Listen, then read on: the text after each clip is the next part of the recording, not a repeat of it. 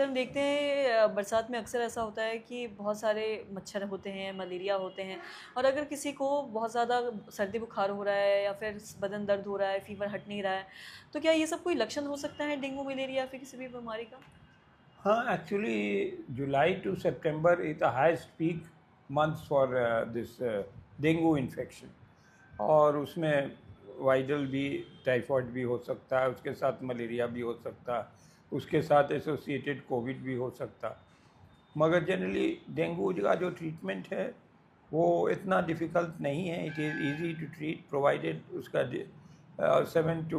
4 to 7 days incubation period रहता है और ट्रीटमेंट से ये हो जाता है। एक्चुअली वो तो बोन ब्रेकिंग फीवर है, उसमें बदन में बहुत दर्द रहता है और फीवर बहुत हाई, वेरी हाई फीवर, और पेशेंट विल फील टॉक्सिक।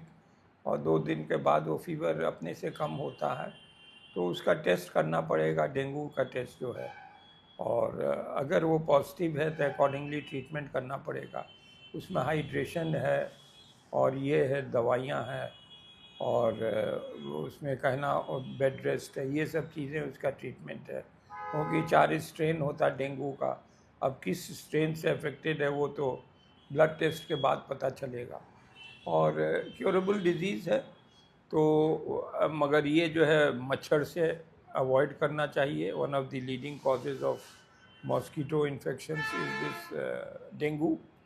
और उसके साथ मलेरिया का भी चेक कर लेना चाहिए, और उसके साथ वीडाल टेस्ट, एंट्रिक फीवर, टाइफाइड का भी चेक करना चाहिए। और आजकल चूँकि कोविड भी आ गया है, कोविड-19 का टेस्ट करना चाहिए, क्योंकि सिम्टम्स इंटर रिलेटेड है।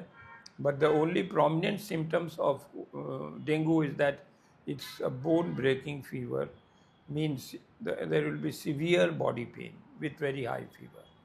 और ये जो कि सीज़न आ गया है डेंगू का, इसलिए people should be careful, keep their homes clean and mosquito free and clean environment.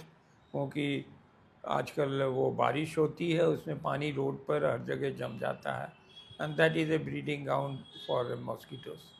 So they have to be careful in that, and they have to keep themselves hydrated. पानी खूब पीना चाहिए और mosquito prone area से avoid करना चाहिए। This is the basic thing to know about this dengue.